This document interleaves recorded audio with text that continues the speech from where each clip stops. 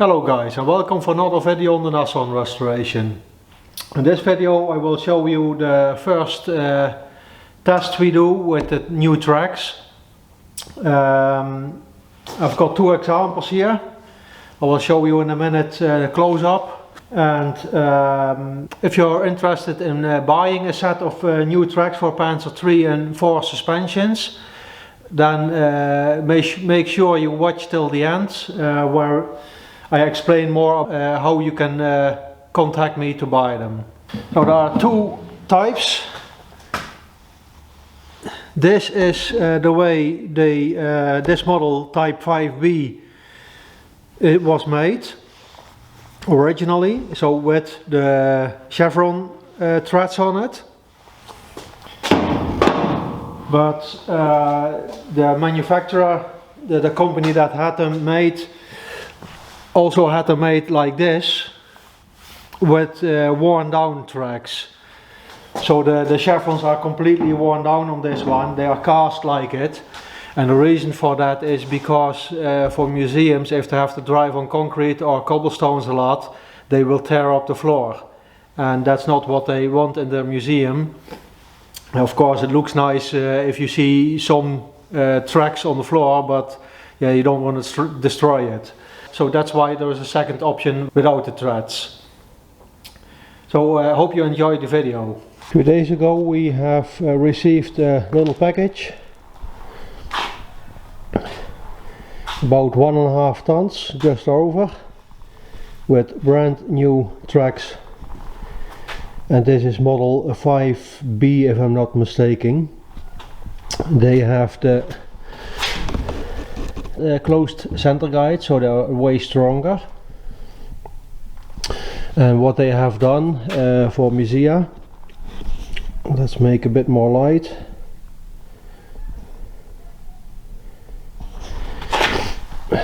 If you're going to use it in a museum on a concrete floor or on cobblestones, you're going to tear them up. So they have created them in a way that they resemble worn tracks. So the threads, the chevrons that used to be on it are worn down. So yeah, that's better for museums using them on their floor, concrete floor, so they won't damage them that much. And they don't need that extra grip.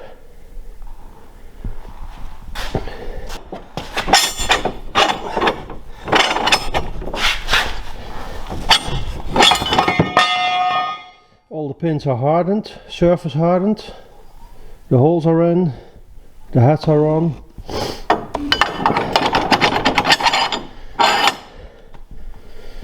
And they all look very nice.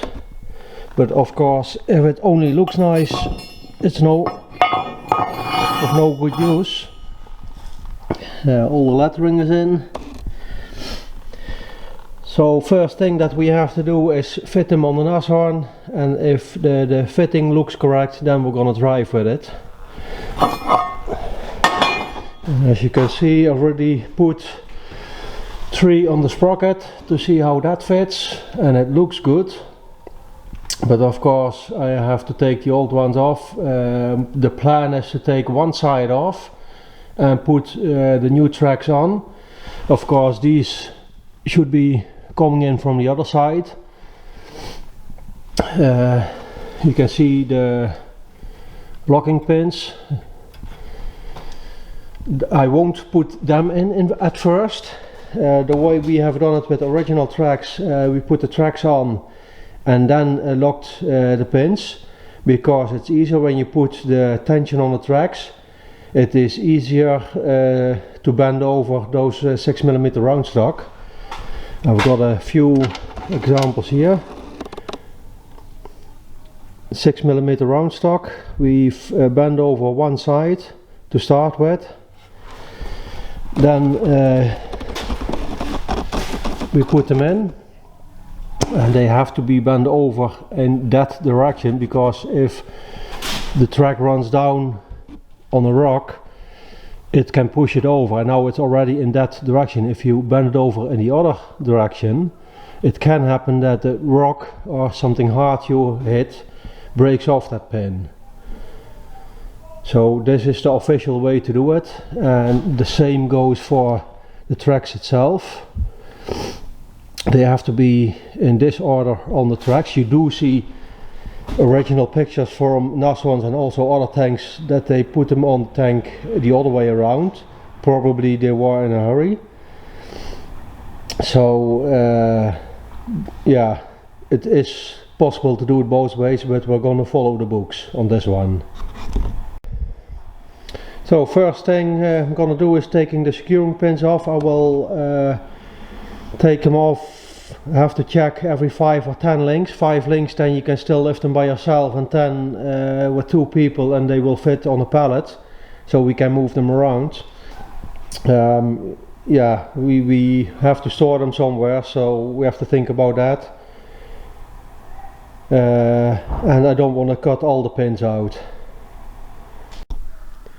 So at first I have to take the tension off. I'm going to do that now, and then I'm going to cut off all the pins for every 10 links. If we decide to make it every 5 links, it's still possible. So I'm going to do the least amount of work needed.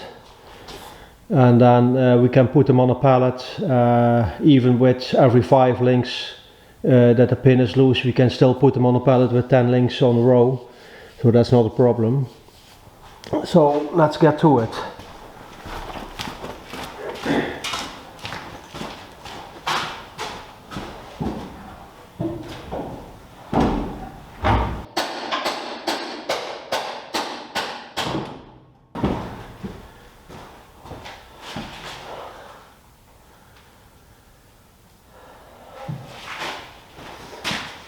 So you could see that the tension came off.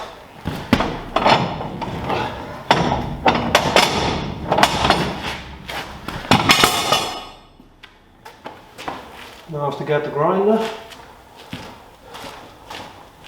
And of course I have to cut carefully so I won't damage the pins or the tracks. I'm gonna start here, because this pin I can take out in the front without hitting anything, and now all the other pins I have to take the tracks off first, and then I can take a pin out.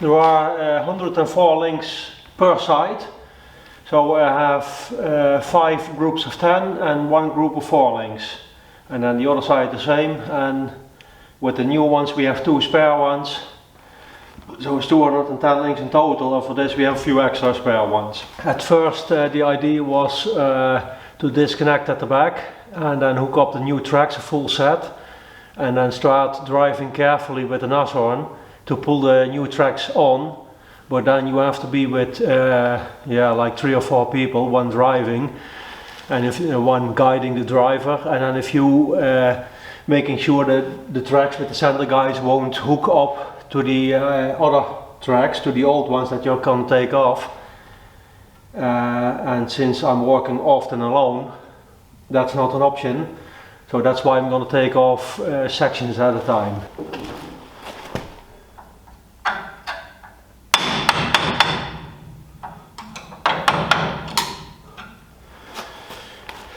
So this is one of the old pins. You can see this one is curved and the ones I prepared are straight. So we'll have to make a tool for that, like part of a pin, weld it on a strip, and then drilling through the longer depth, and then I can hammer over, and this will be immediately rounded, which makes it easier to put them in when the tracks are together.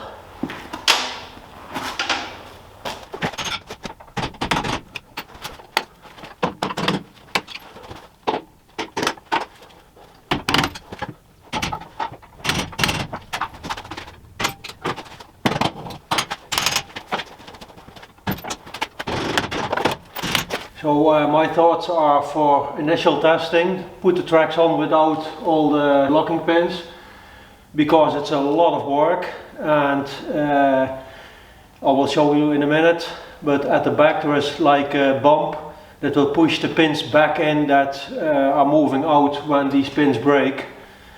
So yeah, for initial driving it's more than enough to keep the pins in. So yeah, rather than doing a lot of work with these pins, we're going to drive up and down slow speed here at the workshop a bit, maybe throwing some sand on it, because that's the biggest problem for tracks.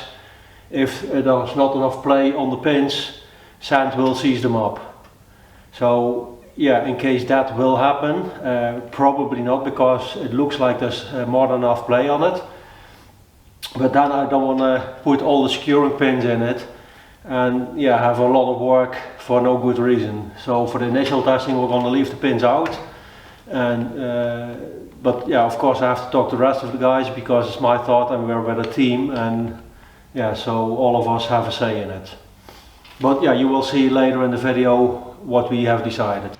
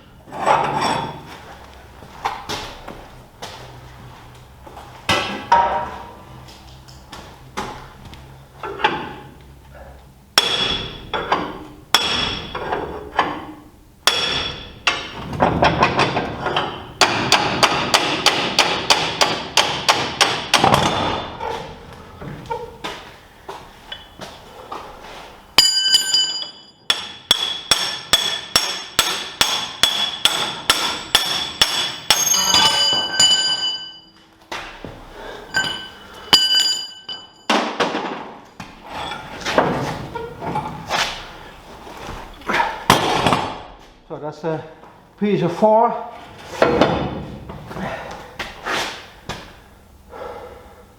So that was the piece of 4, and then I have to disconnect at the back and I can pull the top off, and then the major part of fitting the tracks, what we have to look at is the sprocket, so that I can check then. So we'll take off the back first.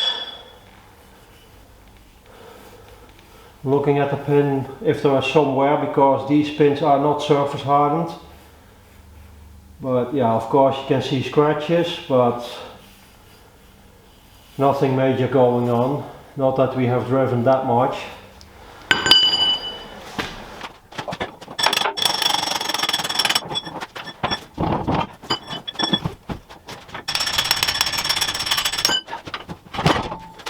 Hope you can see it. The idle wheel is spinning very well.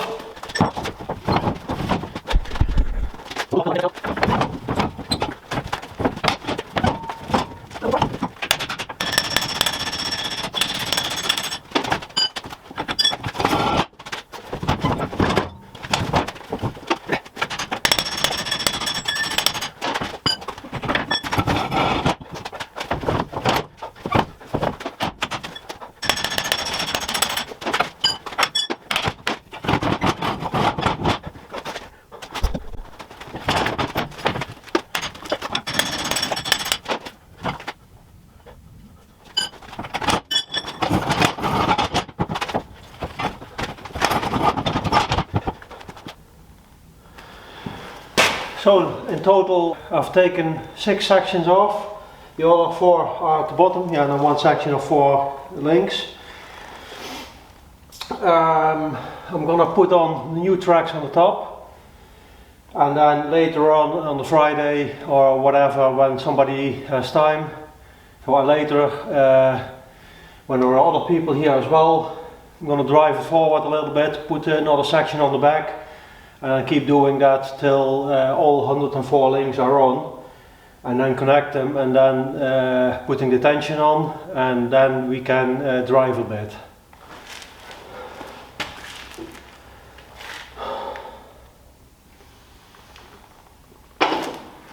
So this is a single track link. When you have this, the position like this, when the vehicle is driving forward, according to the German manuals, the sprocket has to push on this end instead of pulling. So for this side, the tracks have to go in like this, and then the pin from the inside towards the outside.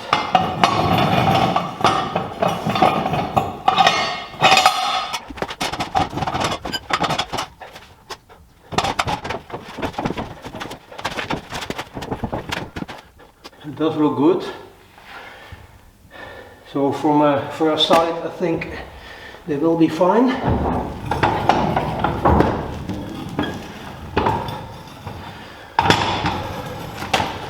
But of course I have to fit more. It won't stay on.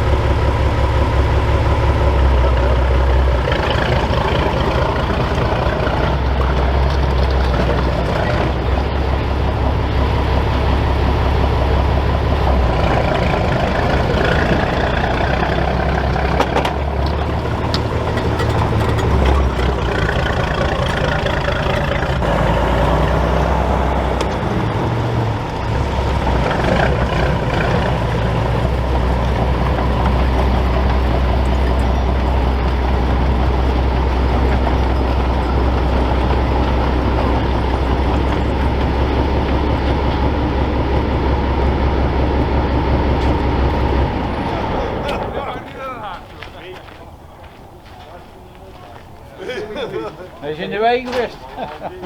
Ja. Zoals het ding op. Ja, hangt eraan jongen. Dat wil wel poetsen jongen.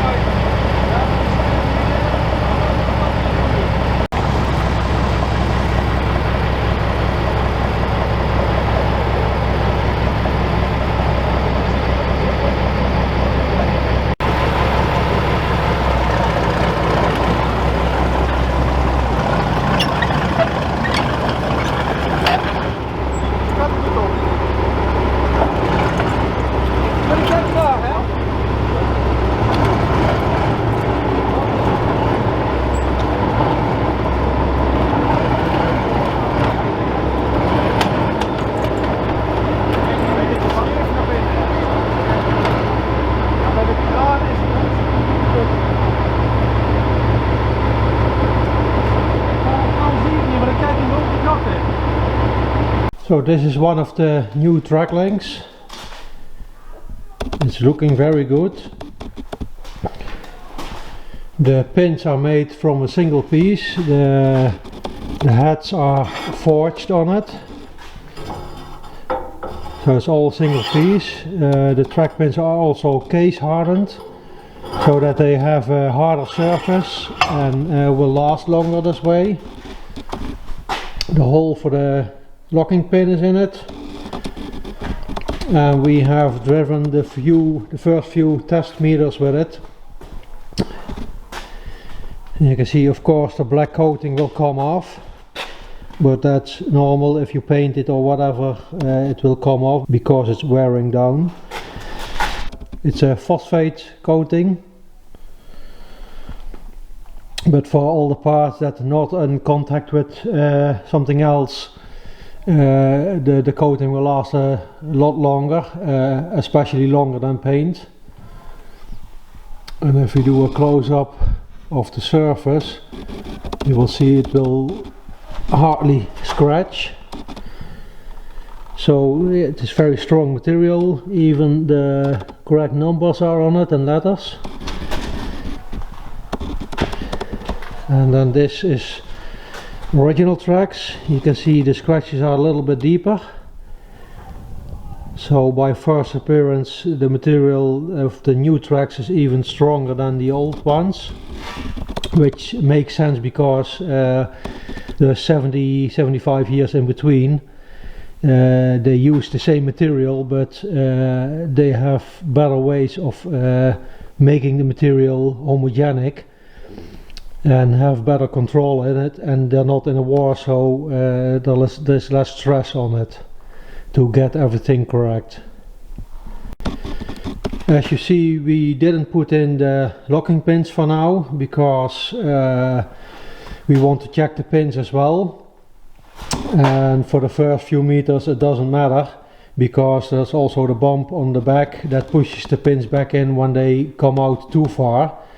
I will put in a little footage about it. When we put the tracks on, we left one pin out intentionally too far, and you can see it will be pushed in very nicely.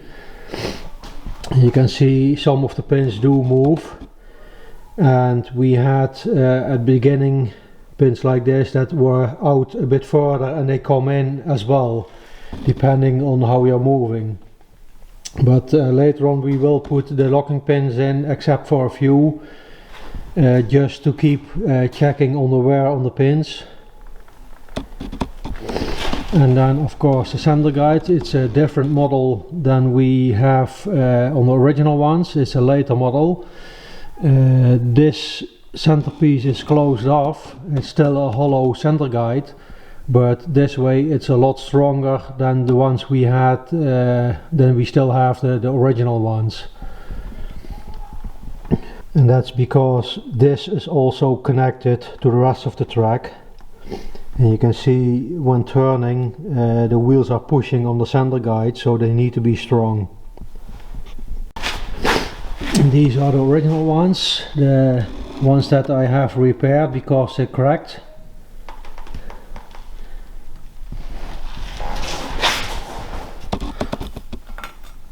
It looks like this one's cracked again, but it only looks like it.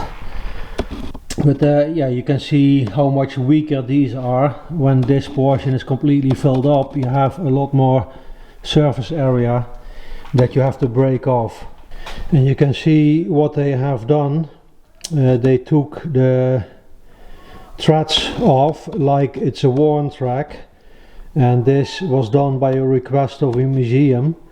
They are also still waiting for their tracks after we have tested them, so that they know they buy good quality tracks.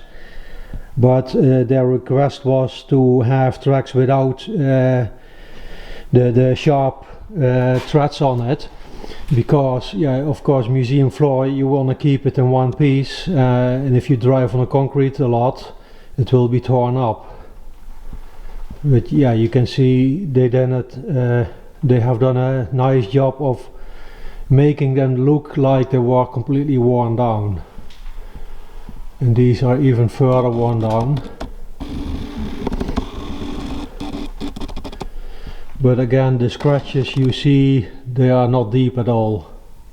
So it's a good quality material. And this is again the original side.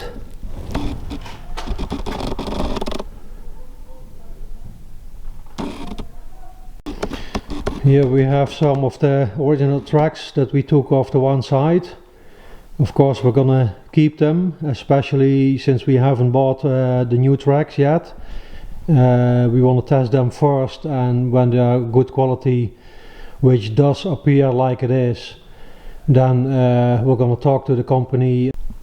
But even if we buy the new tracks, we like to keep the original ones with the Nashorn. So it has an original set of tracks as well.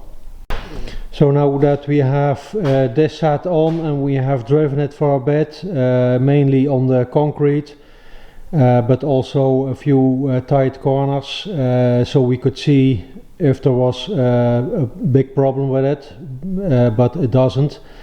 Nothing has cracked that we have found, so it does look very good. And now now we can start making plans for going to Overloon or to another site for test driving with two sets on, and also with the locking pins. and then we're gonna drive a bit faster and in a lot of loose sand, and then we're gonna see what happens to the new tracks. So this is the rest of the tracks that we have to put on. Some of the pins are on top, all case hardened.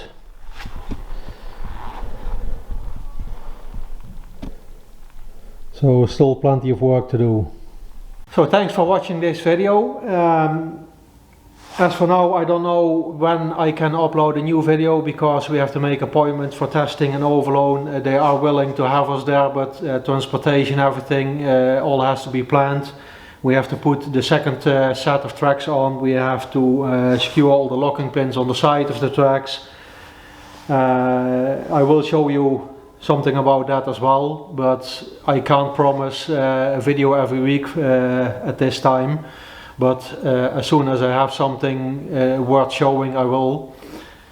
So hope you're patient enough for that to stay with me.